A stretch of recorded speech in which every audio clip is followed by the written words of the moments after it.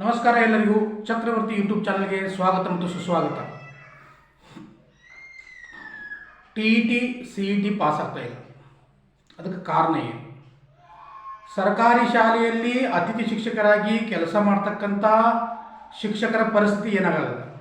ಅದ್ರ ಜೊತೆಗೆ ಪ್ರೈವೇಟ್ ಸ್ಕೂಲ್ನಲ್ಲಿರ್ತಕ್ಕಂಥ ಶಿಕ್ಷಕರು ಅವರು ಕೂಡ ಸರ್ಕಾರಿ ಶಿಕ್ಷಕ ಆಕಾಂಕ್ಷಿಗಳೇ ಅವರು ಕೂಡ. ಸೊ ಅವ್ರ ಪರಿಸ್ಥಿತಿ ಅಲ್ಲಿ ಹೆಂಗದ, ಇದಕ್ಕೆಲ್ಲ ಕಾರಣೀಭೂತರು ಯಾರು, ಎಲ್ಲಿ ತಪ್ಪಾಗ್ತದ ಅನ್ನೋದನ್ನು ಸಂಕ್ಷಿಪ್ತವಾಗಿ ಹೇಳಬೇಕಂದ್ರೆ, ಮೊದಲನೇದಾಗಿ ಅತಿಥಿ ಶಿಕ್ಷಕರಾಗಿ ಕೆಲಸ ಮಾಡೋದು ಅದರಲ್ಲಿ ಕೆಲವೊಂದಿಷ್ಟು ಜನ ಟಿ ಇ ಟಿ ಪಾಸ್ ಆಗ್ಯಾರ, ಸಿ ಇ ಟಿ ಪಾಸ್ ಆಗಿಲ್ಲ. ಇನ್ನು ಕೆಲವೊಂದು ಜನ ಪ್ರೈವೇಟ್ ಸ್ಕೂಲ್ನಾಗ ಕೆಲಸ ಮಾಡೋದ್ರಲ್ಲ, ಅವ್ರದ್ದು ಟಿ ಇ ಟಿ ಪಾಸ್ ಆಗಿದೆ, ಅವ್ರದ್ದು ಕೆಲವೊಂದಿಷ್ಟು ಜನ ಸಿ ಇ ಟಿ ಪಾಸ್ ಆಗಿಲ್ಲ. ಸೊ ಇದಕ್ಕೆಲ್ಲ ಕಾರಣ ಯಾರು, ಕಾರಣೀಭೂತರು ಯಾರು ಅನ್ನೋ ವಿಷಯ ಬಂದಾಗ ಇದಕ್ಕೆ ಕಾರಣೀಕರ್ತರು ಯಾರಪ್ಪ ಅಂದ್ರೆ ನೀವು. ಯಾಕ? ಮೊದಲನೇದಾಗಿ ಯಾರ ಬಗ್ಗೆ ಮಾತಾಡೋಣಪ್ಪ ಅಂದ್ರೆ, ಸರ್ಕಾರಿ ಶಾಲೆಯಲ್ಲಿ ಅತಿಥಿ ಶಿಕ್ಷಕರಾಗಿ ಕೆಲಸ ಮಾಡಿದ್ರಲ್ಲ ಅವ್ರ ಬಗ್ಗೆ ಮಾತಾಡೋಣ. ಇವು ನಮ್ಮ ಅತಿಥಿ ಶಿಕ್ಷಕರು ಏನದಾರಲ್ಲ, ಇವರು ಟೈಮ್ ಟು ಟೈಮ್ ಶಾಲೆಗೆ ಹೋಗ್ತಾರೆ.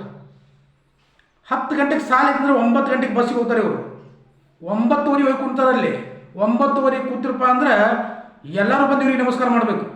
ಎಷ್ಟು ಜಲ್ದಿ ಬಂದಾರ, ಎಷ್ಟು ಜಲ್ದಿ ಬಂದಾರ ಅಂತಂದೇಳಿ ಎಲ್ಲರೂ ಇವ್ರಿಗೆ ಮೊದಲು ಬಂದು ನಮಸ್ಕಾರ ಮಾಡಬೇಕು. ಇವು ಮೊದಲನೇದಾಗಿ ಏನು ಮಾಡ್ತಾವೆ, ಶಾಲೆಗೆ ಜಲ್ದಿ ಹೋಗ್ತಾವೆ.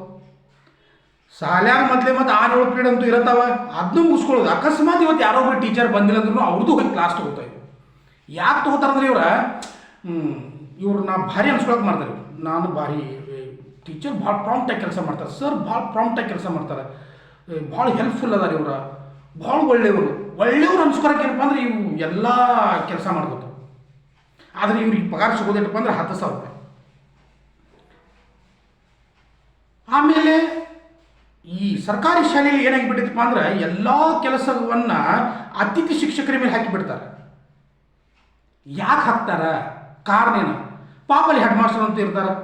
ಆ ಹೆಡ್ ಮಾಸ್ಟರ್ದು ಏನು ಪರಿಸ್ಥಿತಿಪ್ಪ ಅಂದ್ರೆ, ಅದು ಹೆಡ್ ಮಾಸ್ಟರ್ ಇರ್ತದೋ ಏನು ಸುದ್ದಿಯೋ ಒಂದು ಗೊತ್ತಾಗಿಲ್ಲ, ಅದು ಕ್ಲಾರ್ಕ್ ಆಗಿಬಿಟ್ಟೈತೆ. ಕ್ಲಾರ್ಕ್ ಅಂದ್ರೆ ಹೆಂಗಪ್ಪ ಅಂದ್ರೆ ಒಂಥರ ಹಿಂಗೆ ತೈತೆಟ್ಟು ಬತ್ತು, ಚೆಕ್ ಎಟ್ಟು ಹೋತು, ಹುಡುಗರು ಎಟ್ಟು ಬಂದಿದ್ದು, ನೀವು ಎಡ್ತಿದ್ರಿ ಅವ್ರು ಎಡ್ತಿದ್ರು, ಇದು ತತ್ತಿ ಲೆಕ್ಕ ಮಾಡಿದ್ರಾಗ ಪಾಪ ದಿವಸ ಎಲ್ಲ ತೆಗೆದು ಹೊಂಟೈತಿ.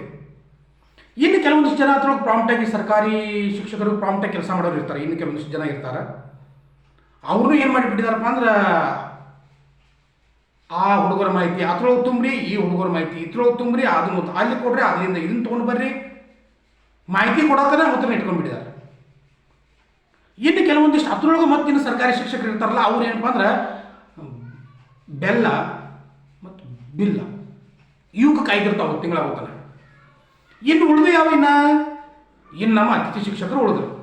ಇವ್ರು ಏನಪ್ಪ ಅಂದ್ರೆ ತಮ್ಮ ಹೆಸರು ಉಳಿಸ್ಕೊಳಕ ನಾ ಭಾಳ ಪ್ರಾಮಾಣಿಕ ಇದ್ದೀನಿ, ನಾನು ಭಾಳ ಪ್ರಾಂಪ್ಟ್ ಆಗಿದ್ದೀನಿ ಕೆಲಸ ಮಾಡ್ತಿರ್ತಾವೆ. ಈ ಕಡೆ ಅವ್ರು ಟಿ ಟಿನೂ ಪಾಸ್ ಆಗಿರಲಿ, ಸಿ ಇ ಟಿನೂ ಪಾಸ್ ಆಗಿರಲಿಲ್ಲ. ಸಾಯಂಕಾಲ 5 ಗಂಟೆಗೆ ಮನೆಗೆ ಬರ್ತಾವೆ, 6 ಗಂಟೆಗೆ ಮನೆಗೆ ಬರ್ತಾವೆ. ಇವು ಶಾಲೆ ಆಟ ಕೆಲಸ ಇತ್ತು, ಈಟು ಕೆಲಸ ಇತ್ತು ಅಂತಾವೆ, ಏನೂ ಮಾಡೋದಿಲ್ಲ.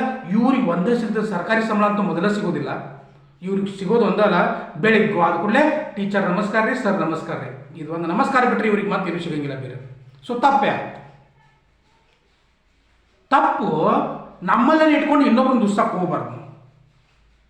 ಪ್ರಾಮಾಣಿಕತೆ ಅನ್ನೋದು ಒಳ್ಳೆಯದು, ಅತಿಯಾದ ಪ್ರಾಮಾಣಿಕತೆ ಅನ್ನೋದು ನಿಮಗೆ ತ್ರಾಸ ಮಾಡ್ತದೆ.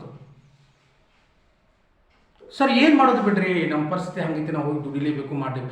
ನಾ ಮತ್ತೊಂದೇನು ಹೇಳ್ತೀನಪ್ಪ ಅಂದ್ರೆ, ನೀವು ದುಡಿಯೋದಕ್ಕೆ ಬೇಡ ಅನ್ನೋದಿಲ್ಲ, ಪ್ರಾಮಾಣಿಕವಾಗಿರಬೇಕು, ಇಲ್ಲದನ್ನಲ್ಲ.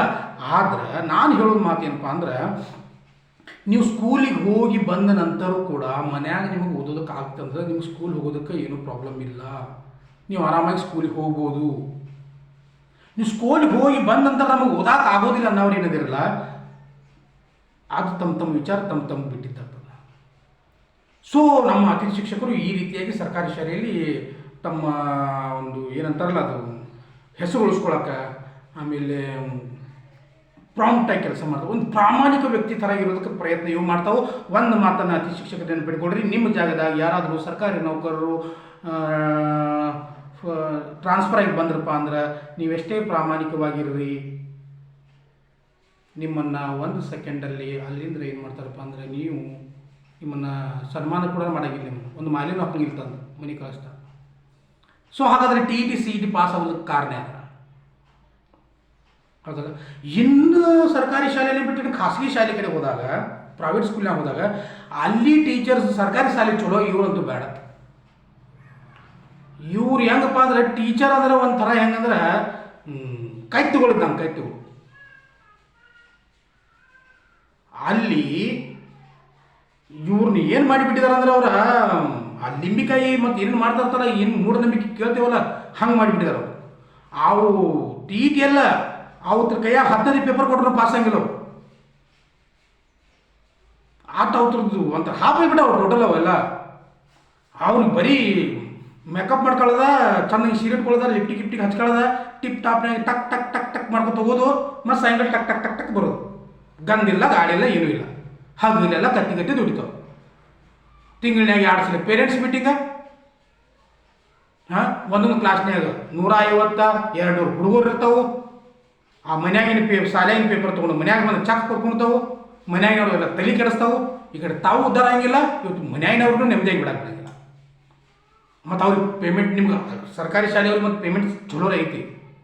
ಪ್ರೈವೇಟ್ ಸ್ಕೂಲ್ನಾಗಂತೂ ಹೇಳಬೇಡ್ರಿ, 3000 2000 4000 5000 ಅಷ್ಟು ಪೇಮೆಂಟ್ ತೊಗೊಂಡು ಗತಿ ದುಡಿದು ಅವ್ರ ಪಾಪ 2-3 ಸಾವಿರ ರೂಪಾಯಿದ ಆ ಹೆಣ್ಮಕ್ಳಿಗೆ ಲಿಪ್ಟಿಕನ್ನ ಖರ್ಚಾಗೈತೆ ರೀ.